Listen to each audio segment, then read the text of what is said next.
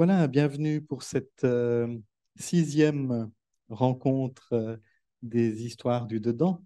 Je pense que la plupart d'entre vous, si ce n'est pas tout le monde, a déjà vécu au moins une ou deux de ces rencontres qui ont donc pour but d'entrer dans une lecture non duelle de passages de la Bible, en fait, pour entrer dans ces récits euh, comme si on entrait dans une évocation de ce qui se passe à l'intérieur de nous. C'est-à-dire, au fond, des textes qui décrivent notre intériorité et qui nous invitent à un chemin d'ouverture de la conscience. Comme j'ai dit chaque fois, ce n'est pas un temps d'étude à proprement parler ou d'exégèse, même s'il y a des temps de compréhension du texte, mais c'est vraiment une expérience aussi. Donc, on va se préparer aussi à écouter ce texte pour qu'il résonne au-dedans de nous, pour être disponible, au fond, de tout l'être. Donc, redire aussi que le texte choisi, c'est celui qui sera lu en principe dans la plupart des églises, dans le monde entier, puisqu'il y a des lectionnaires communs. Donc, voilà, c'est aussi une sorte de préparation à méditer ce texte à partir de maintenant jusqu'à dimanche prochain. Et puis, si ça fait écho dans un autre cadre, eh bien, pourquoi pas.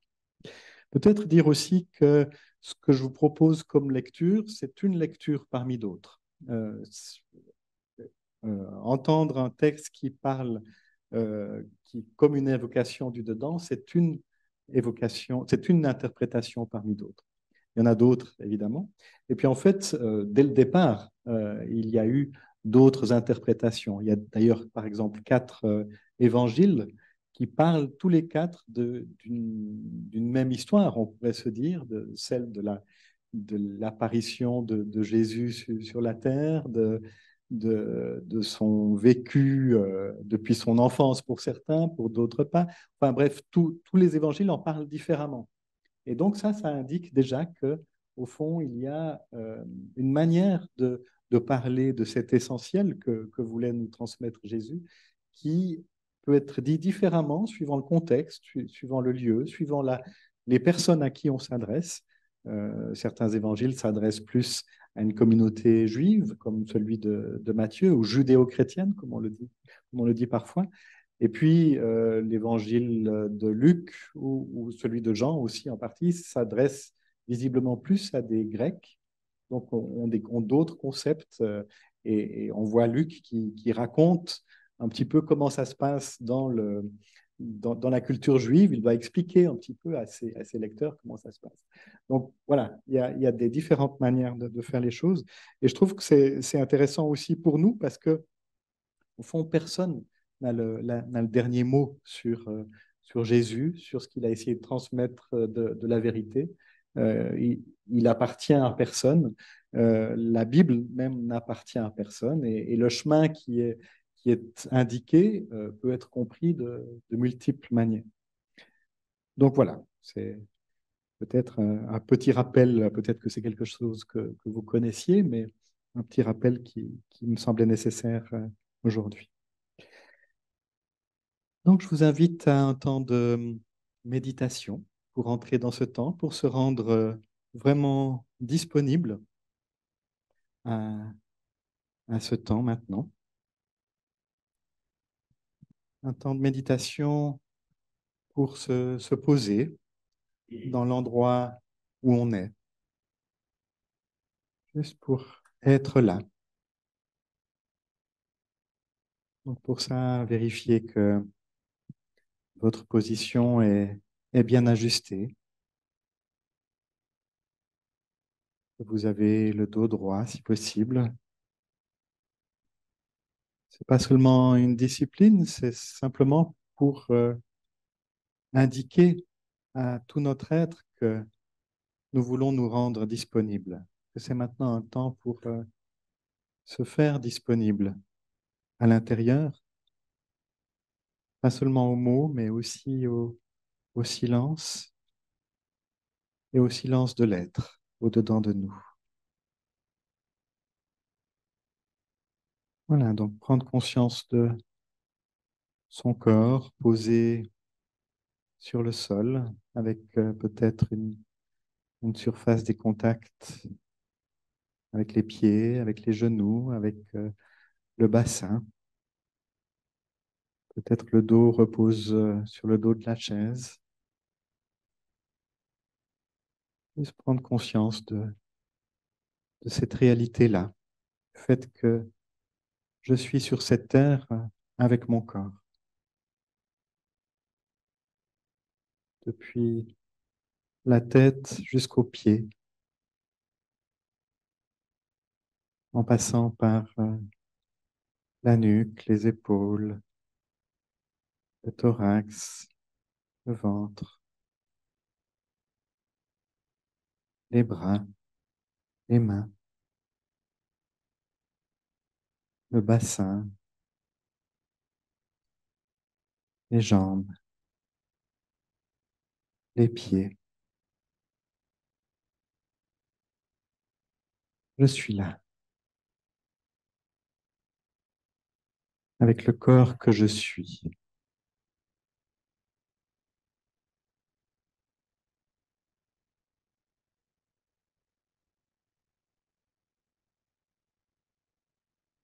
Et porter son attention sur la respiration,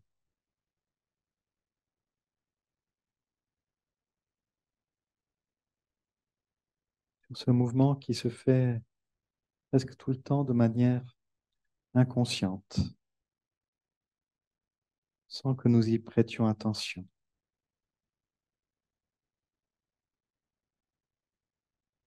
Juste lui accorder un temps d'attention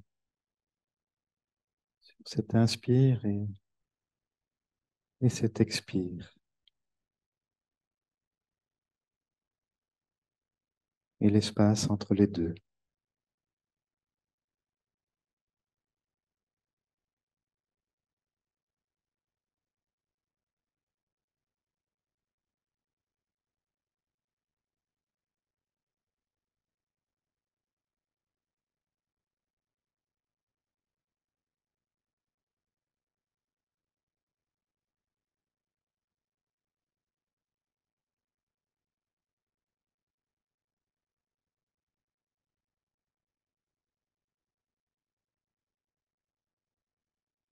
Et doucement, je me laisse descendre dans ce silence d'accueil, dans ce silence qui permet de tout accueillir, ce silence de disponibilité intérieure.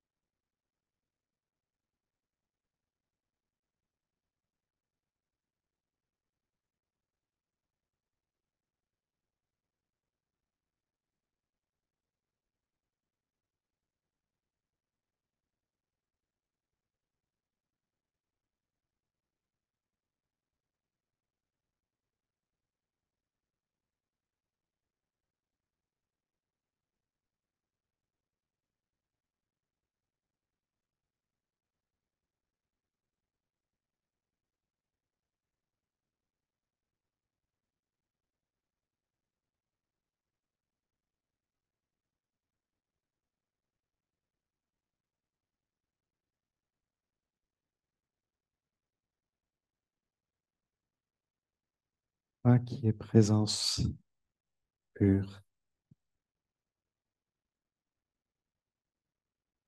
tu nous apprends que notre nom véritable est le même que le tien. Je suis. Et qu'il nous suffit de demeurer dans sa présence, dans ta présence.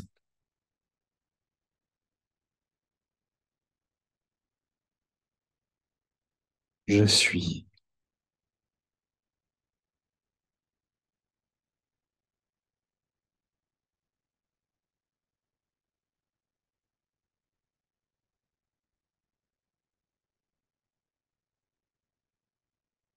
Une vérité d'une simplicité étonnante. Merci. Amen.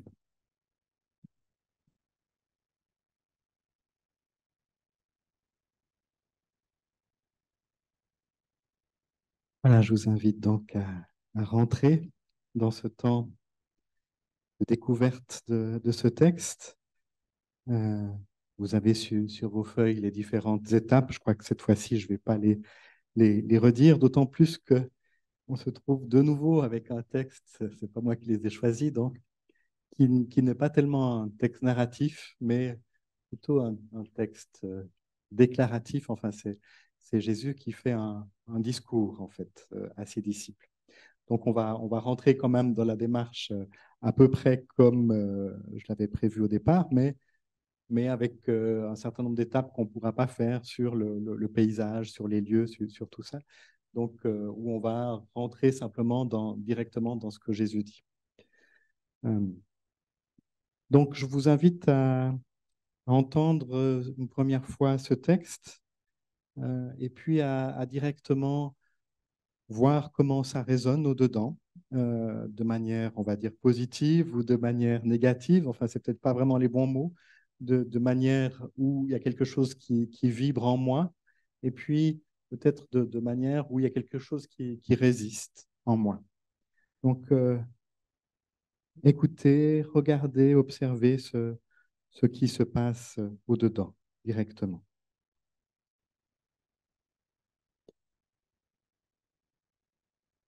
Il faut juste que je me le retrouve. Voilà. Donc peut-être avant de le lire, juste un ou deux éléments de contexte. Si vous étiez là la dernière fois, vous comprendrez bien et rapidement. On est dans le même chapitre où Jésus envoie ses disciples en mission. C'est comme ça qu'on appelle le texte, l'envoi en mission. Donc deux par deux, allez autour de vous et transmettez quelque chose de ce que je vous ai enseigné. Hein. Il donne toute une série d'indications pour cet envoi. Et puis, il, en fait, il va dire des choses qui sont assez fondamentales par rapport à sa manière de se comprendre et à sa manière de comprendre le rôle de ses disciples. Donc voilà, on va rentrer, c'est à peu près la moitié de ce discours. Si vous avez envie de découvrir la première moitié, ben, revenez soit la fois dernière, soit allez le voir dans Matthieu 10. Mais donc, c'est Jésus qui parle à ses disciples. Ne pensez pas que je suis est venu apporter la paix sur la terre. Je suis n'est pas venu apporter la paix, mais l'épée. Car je suis est venu mettre la division entre l'homme et son père, entre la fille et sa mère, entre la belle-fille et sa belle-mère. Et on aura pour ennemis les gens de sa maison. Qui aime son père ou sa mère plus que je n'est pas digne de je. Qui aime son fils ou sa fille plus que je n'est pas digne de je. Quiconque ne prend pas sa croix pour suivre je n'est pas digne de je. Quiconque aura trouvé sa vie la perdra. Et quiconque aura perdu sa vie à cause de je la trouvera. Qui vous accueille, accueille je. Et qui accueille je, accueille celui qui l'a envoyé. Qui accueille un prophète en sa qualité de prophète obtiendra une récompense de prophète. Et qui accueille un juste en sa qualité de juste obtiendra une récompense de juste. Quiconque donnera à boire, ne serait-ce qu'une coupe d'eau fraîche à l'un de ses petits en sa qualité de disciple, amen, je vous le dis, il ne perdra jamais sa récompense.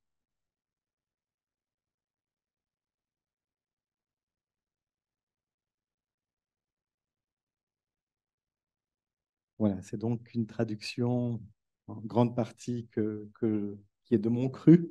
Vous la retrouverez nulle part de cette manière-là. Je vais vous donner quelques explications tout à l'heure. Pourquoi est-ce que je vous propose des choses comme ça? Euh, mais on va tout de suite entrer dans le temps de la deuxième étape, c'est-à-dire de repérer les personnages. Et quelle part est-ce qu'ils représentent chacun, chacune?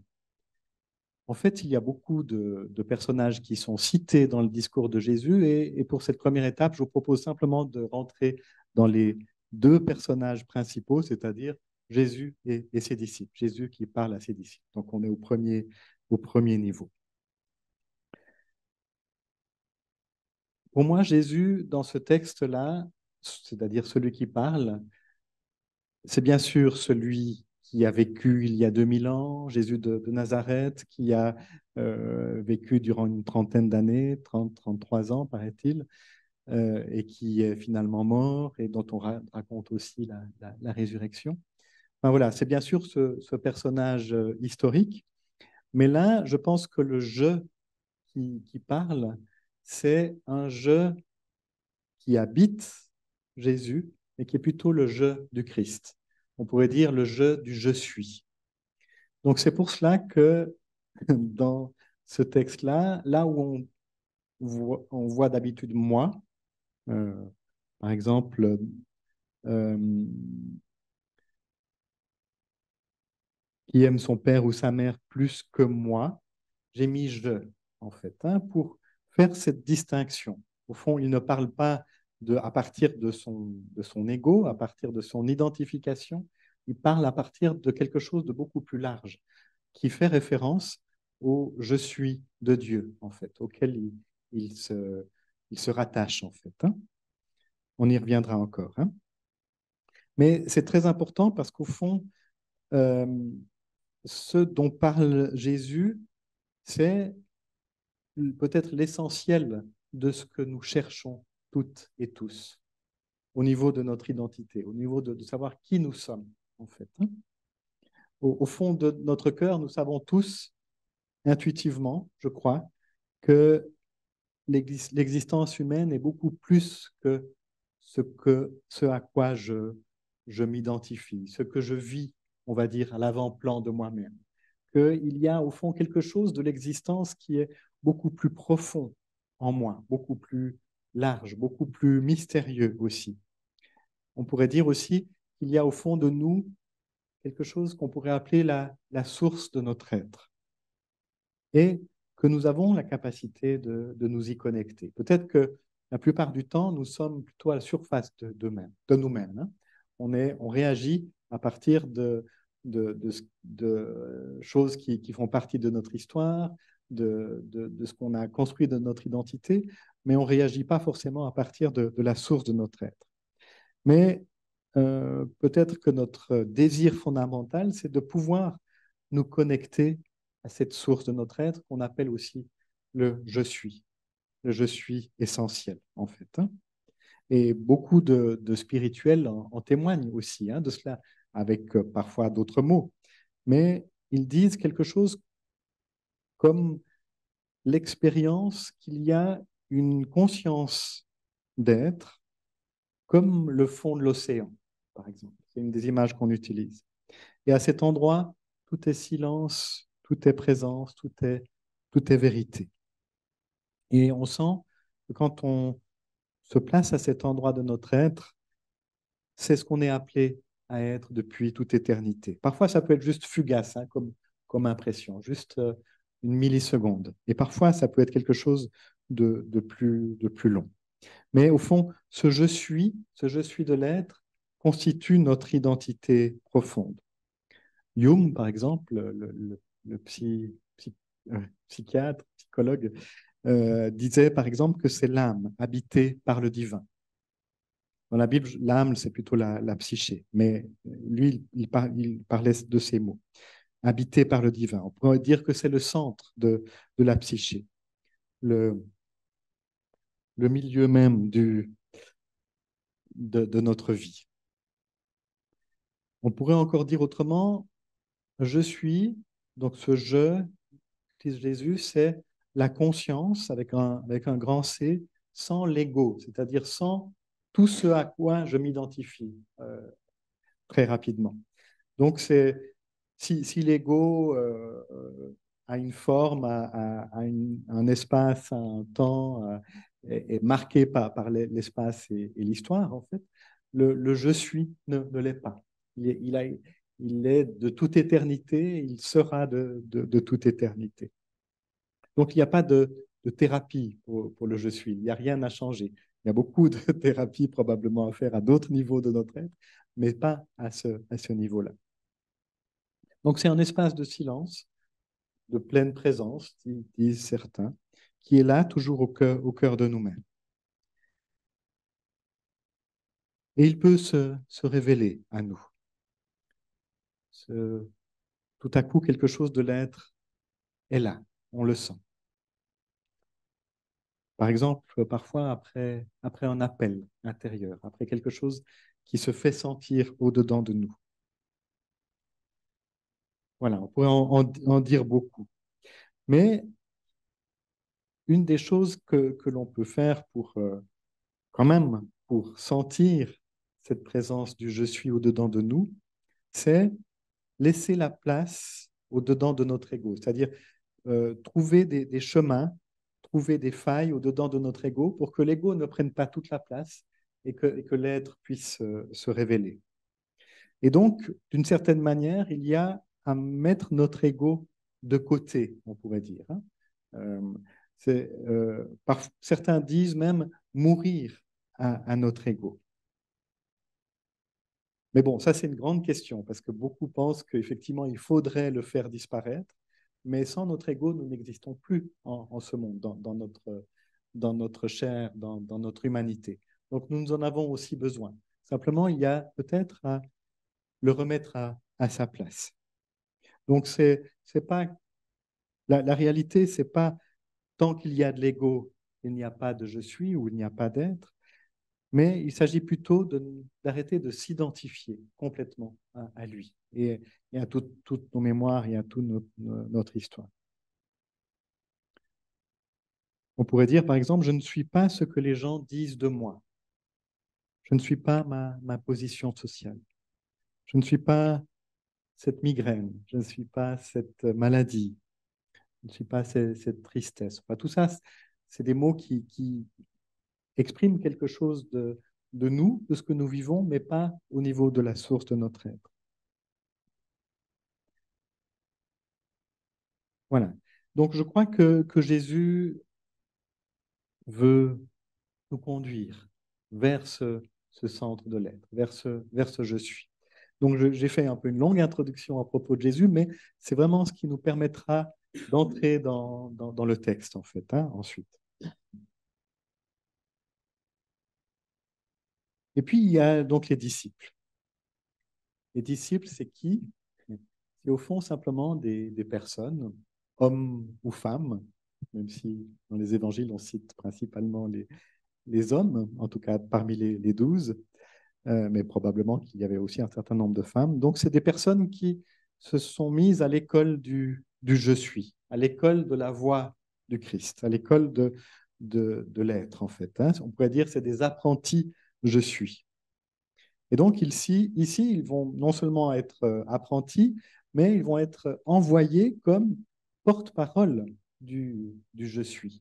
Donc, il y a à apprendre encore les dernières choses pour être vraiment les bons porte-parole de ce je suis, les bons porte-gestes, on pourrait dire aussi. Voilà. À partir de là, je vous propose maintenant d'entrer dans le texte. Et vous avez vu qu'il est réparti en trois grands chapitres, enfin en trois trios de versets. Donc, on va les prendre par trio, hein. Donc, le premier commence par ne pensez pas que je suis venu ou je suis est venu apporter la paix sur la terre. Je suis n'est pas venu apporter la paix, mais l'épée. Voilà, on est tout de suite dans des mots qui semblent un peu difficiles parce que ça semble en contradiction avec beaucoup d'autres paroles du Christ. Vous les connaissez peut-être, où il dit, je vous laisse la paix, je vous donne ma paix. Et il dit, il ajoute, je ne vous la donne pas comme le monde la donne. Mais quand même, on pourrait dire que, au fond, l'essentiel aussi du message de Jésus, c'est d'apporter quelque chose de l'unité par cette paix, hein. Donc quelque chose qui ne ressemble en tout cas pas à une épée et à quelque chose qui ressemble plutôt à la guerre, hein. Donc, qu'est-ce que veut dire cette épée? Qu'est-ce que vient faire cette épée là au milieu? Alors d'abord, peut-être se rappeler que le terme grec qui est utilisé ici ne désigne pas en fait une arme. Euh, ça désigne plutôt un couteau de cuisine, en fait. Donc quelque chose qui peut servir au quotidien pour trancher, pour séparer en deux. Donc ce n'est pas un instrument de violence, mais plutôt un instrument qui permet de distinguer. Vous savez qu'on parle aussi de l'épée de la justice, ça permet de distinguer le vrai du faux, peut-être le bon du mauvais, etc. Donc c'est plutôt dans ce sens-là qu'il faut l'entendre. Et ça indiquerait donc qu'il y a une distinction à faire. On peut aussi dire un choix à faire entre deux options, entre deux expériences peut-être, qui auraient tendance à être fusionnées dans notre expérience, dans notre vie. Et donc, il y a à défusionner. À défusionner, bah, la suite du texte le dit, le fils du père, la fille de la mère, la belle-mère, la belle-fille de la belle-mère. Mais là aussi, ça arrange pas vraiment les choses parce que on a plutôt l'impression que c'est en contradiction avec d'autres paroles de Jésus qui parlent de l'un, de l'unité, et où il prie, par exemple, son Père pour que tous soient un, comme toi, le Père et moi, nous sommes un, en fait. Alors pourquoi est-ce qu'il faut maintenant séparer? Euh, qu'est-ce que tout cela veut dire?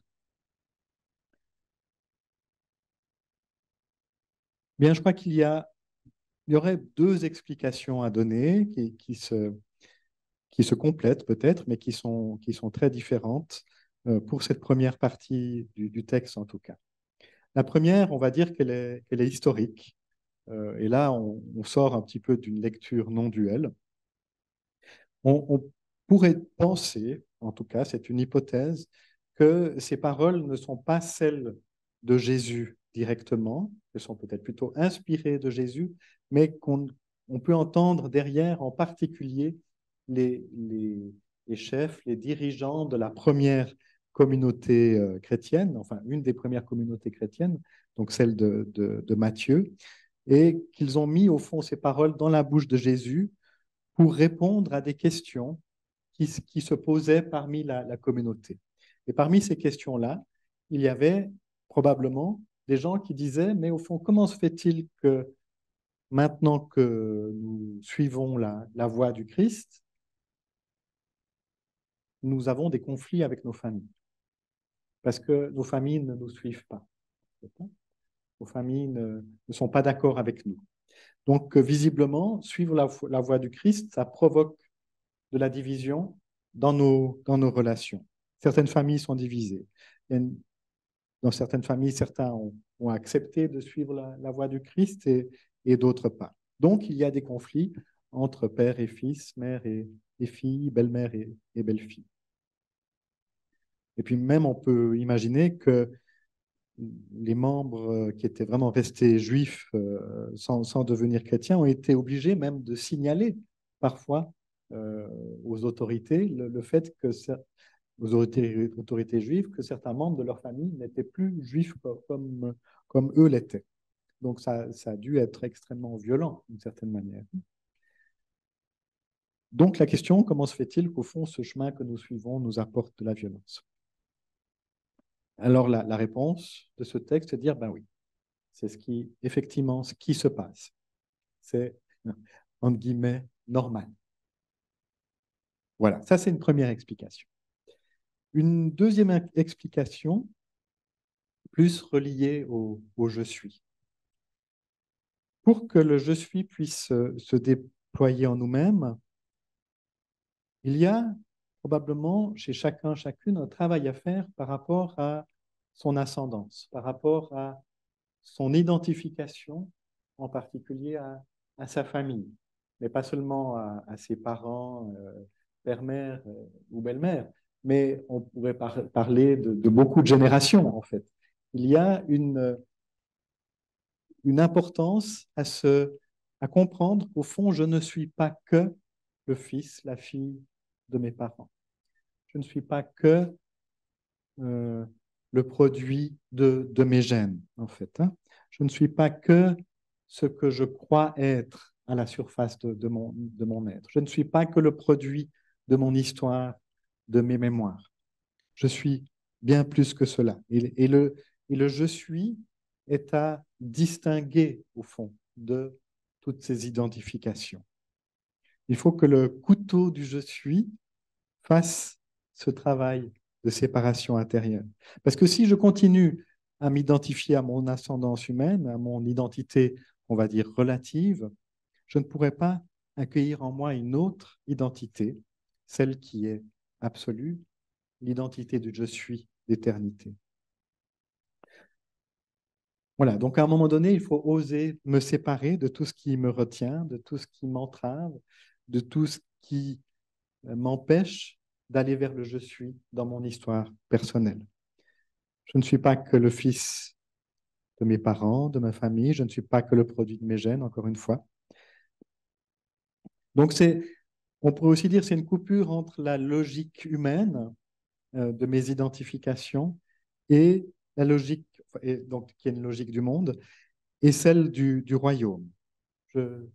En entrant dans la logique de je suis, je fais partie d'une nouvelle famille qui ne relève plus des filiations, de la généalogie humaine. Je fais partie d'une famille spirituelle qui, selon la logique de ce texte, doit devenir prioritaire par rapport à la famille charnelle. Ça ne veut pas dire qu'il faut commencer à détester ses parents, mais ça veut dire qu'il y a à savoir qui est-ce qui est prioritaire là au milieu. Voilà, on pourra peut-être en rediscuter après. Je prends la deuxième partie, qui est assez proche, qui commence assez proche, qui aime son père et sa mère plus que moi, enfin moi j'ai traduit plus que je, n'est pas digne de je. Qui aime son fils ou sa fille plus que je, n'est pas digne de je. Donc qui reste attaché à sa filiation humaine, à son identité relative, plus qu'à cette nouvelle filiation, ne pourra pas entrer dans la logique du je suis. C'est assez clair hein, comme parole.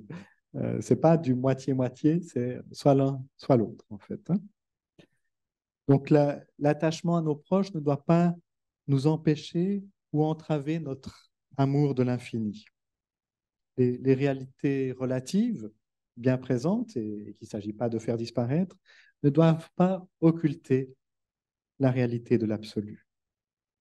Il faut encore dire, il ne faut pas confondre, au fond, le reflet de toutes nos réalité relative avec la lumière de l'absolu. Peut-être que le reflet dit quelque chose de la lumière, mais il n'est pas la lumière.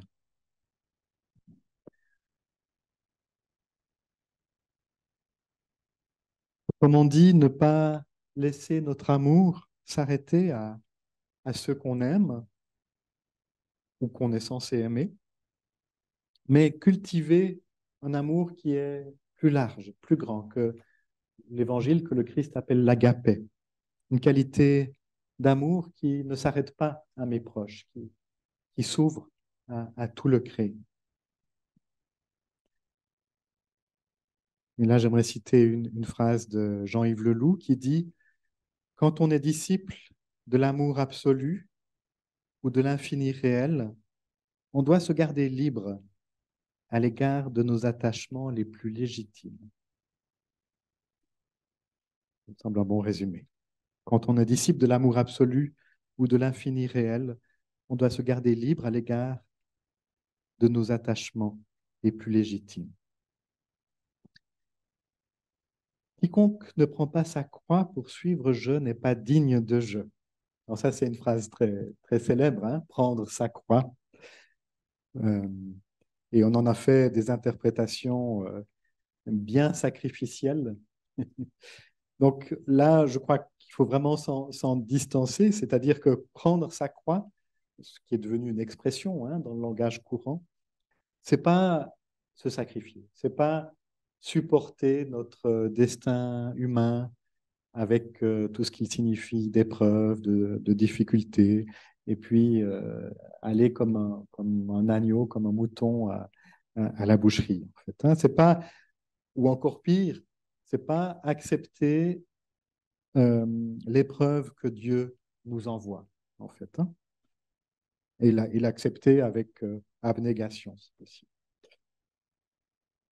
Je crois que prendre sa croix, c'est au fond ce que je vous ai déjà dit. C'est accepter de, alors j'utilise quand même le terme, de mourir à mes identifications, c'est-à-dire de ne plus leur laisser la première place, en fait. Ne mourir à ce que je ne suis pas au fond de moi, parce que je ne suis pas euh, tout au fond ce que je montre de moi, ou ce que les autres savent de moi. Je le sais bien, moi. Mais voilà. Donc mourir à cela. Donc c'est mourir à quelque chose de son identité relative pour naître à son identité absolue. Donc c'est vraiment entrer dans une autre logique où je ne vais plus chercher en premier ce qui va assurer la survie de mon petit moi, tout ce qui est de l'ordre de la satisfaction, de mes plaisirs de premier ordre, en fait, de première surface, on va dire, ou bien d'évitement de la souffrance, mais entrer dans un regard qui cherche à voir vraiment l'essentiel de la vie, l'essentiel du je suis en moi. Quiconque aura trouvé sa vie la perdra, et quiconque aura perdu sa vie à cause de je la trouvera. Voilà, c'est aussi une de ces phrases très célèbres. Euh,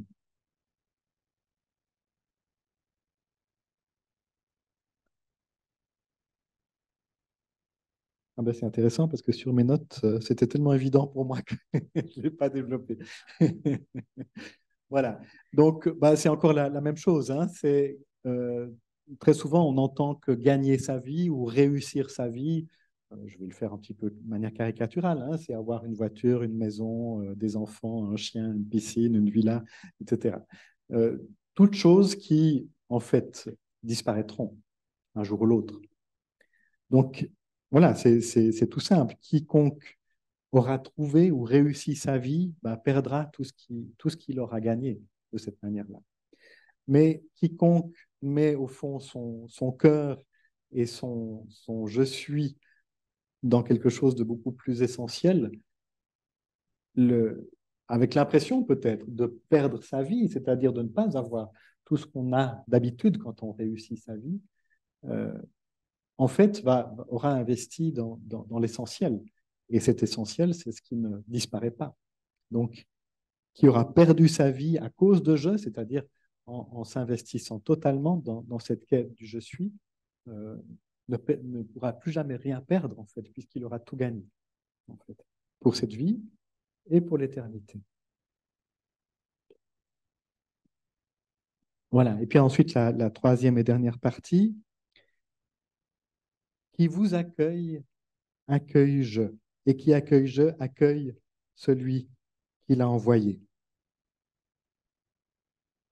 Donc, alors là, on revient aux disciples, qui vous accueille en tant que disciple du je suis, c'est-à-dire qui reconnaît en vous des disciples sur la voie du je suis. En le faisant avec vous, il l'accueille déjà en lui. C'est une phrase intéressante, en fait. Hein. C'est-à-dire qu'au fond, quelqu'un qui reconnaît en vous plus que ce que vous donnez à voir et qui voit quelque chose de la présence éternelle de l'infini en vous, ça veut dire que lui-même, il a déjà touché à quelque chose de cela en lui. Et il est déjà entré dans cette dynamique du dépassement du petit moi pour aimer ce je suis d'éternité. Et puis la suivante, qui accueille un prophète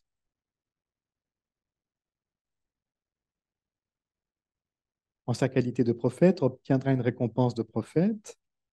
Et je continue, et qui accueille un juste en sa qualité de juste obtiendra une récompense de juste. Qui accueille un prophète, c'est-à-dire, qu'est-ce que c'est qu'un prophète? C'est celui qui vient parler du je suis. Il vient rappeler l'existence du je suis. Donc en fait, un prophète, c'est le porte-parole de l'essentiel. En fait, hein. Ça peut être une personne, bien sûr, mais ça peut aussi être une voix en nous. Ça peut être aussi un film, ça peut aussi être un livre, ça peut être beaucoup de signes qui sont prophétiques en nous de la présence du je suis. Donc qui accueille un prophète, qui accueille les paroles du prophète, euh, devient lui-même aussi prophète, parce qu'il a aussi touché à quelque chose de ça. Il devient lui-même le porte-parole de cette réalité essentielle.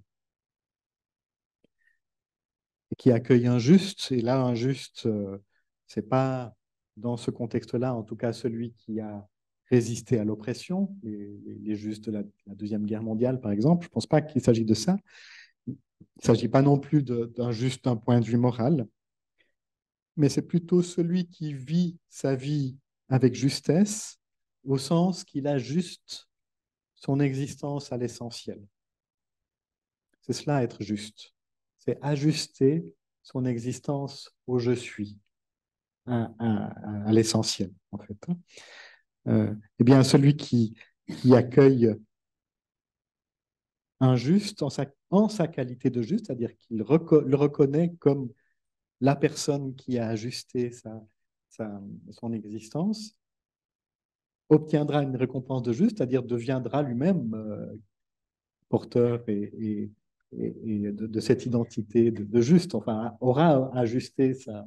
C'est un peu bête à dire comme ça, mais c'est une manière de dire, mais au fond, c'est quelque chose qui se transmet pour ceux qui savent voir, pour ceux qui savent entendre, pour ceux qui ont suffisamment aiguisé leur sens intérieur pour sentir quelque chose de cette réalité de je suis. Et donc, ça se transmet comme ça de personne à personne. Et puis, donc, finalement, quiconque donnera à boire ne serait-ce qu'une coupe d'eau fraîche à l'un de ses petits en sa qualité de disciple, amen, je vous le dis, il ne perdra jamais sa récompense. Ça, c'est encore aussi très, très intéressant. Donc, le disciple du je suis, l'apprenti je suis, ici est qualifié de petit, en fait. Hein. Et donc, c'est intéressant parce que Jésus renverse complètement la perspective, parce qu'on aurait plutôt l'impression que ceux qui vivent cela, qui suivent la voie du Christ, ils ont appris quelque chose d'essentiel de la vie. Ils devraient plutôt être les grands spirituels de notre temps, par exemple. On le dit parfois. Hein. Ils devraient être plutôt qualifiés de grands apôtres, au fond, du je suis. Eh bien non. Se laisser habiter par le je suis ne fait pas de nous des grands, en tout cas pas des tout-puissants. Ne fait peut-être même pas de nous des guérisseurs ou des savants ou des enseignants qui sont respectés, adulés par d'autres, mais des petits. Et pas seulement des petits, mais des petits qui sont assoiffés, puisqu'ils ont besoin d'une coupe d'eau fraîche, en fait. Hein. Donc, des petits qui continuent à être assoiffé de ce je suis, en fait. Hein. Donc, assoiffé de vie, assoiffé de bonheur. Il reste, au fond, dans cette dynamique de, de la soif de l'essentiel, en fait. Hein. Donc, on pourrait dire être apôtre, être, enfin, d'abord être disciple, ensuite apôtre. On pourrait même dire être missionnaire, comme on le disait encore il y a quelques décennies. Ce n'est pas apporter quelque chose. Ici, c'est être accueilli. Il y a vraiment un renversement qui se fait dans sa petitesse, dans son humble humanité, comme des personnes qui ont accueilli le je suis au-dedans d'eux. Et pourtant, ben, les deux phrases précédentes montrent que ces petits ont égale dignité avec les prophètes et les justes qui sont les grandes figures hein, de dignité de la tradition juive, les figures les plus respectées. Voilà, je vais essayer encore, pour terminer, de faire un résumé de tout ça. On pourrait dire ceci, vouloir assurer sa vie en la construisant selon la logique du monde, c'est-à-dire par ses liens familiaux, par en assurant son pouvoir, son avoir, son savoir, ses richesses. Tout cela, c'est perdre sa vie. La logique du je suis, c'est se baser sur une autre réalité que celle du monde. Mais c'est vraiment une logique qui vous permet d'entrer dans une vie d'éternité.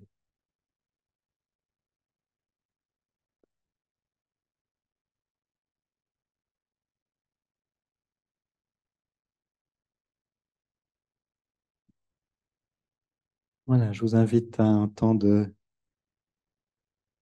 relecture et de silence pour laisser descendre tous ces mots.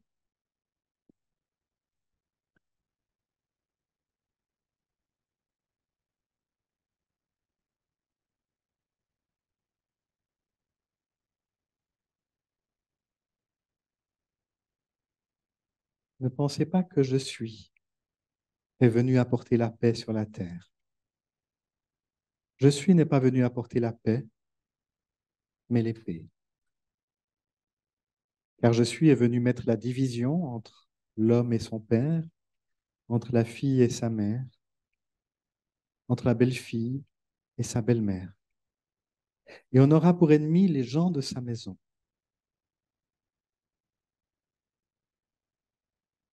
Qui aime son père ou sa mère plus que je n'est pas digne de je. Qui aime son fils ou sa fille plus que je n'est pas digne de je. Quiconque ne prend pas sa croix pour suivre je n'est pas digne de je. Quiconque aura trouvé sa vie la perdra, et quiconque aura perdu sa vie à cause de je la trouvera. Qui vous accueille, accueille je. Et qui accueille je, accueille celui qui l'a envoyé. Qui accueille un prophète en sa qualité de prophète obtiendra une récompense de prophète. Et qui accueille un juste en sa qualité de juste obtiendra une récompense de juste. Quiconque donnera à boire ne serait-ce qu'une coupe d'eau fraîche à l'un de ses petits en sa qualité de disciple, amen, je vous le dis, il ne perdra jamais sa récompense.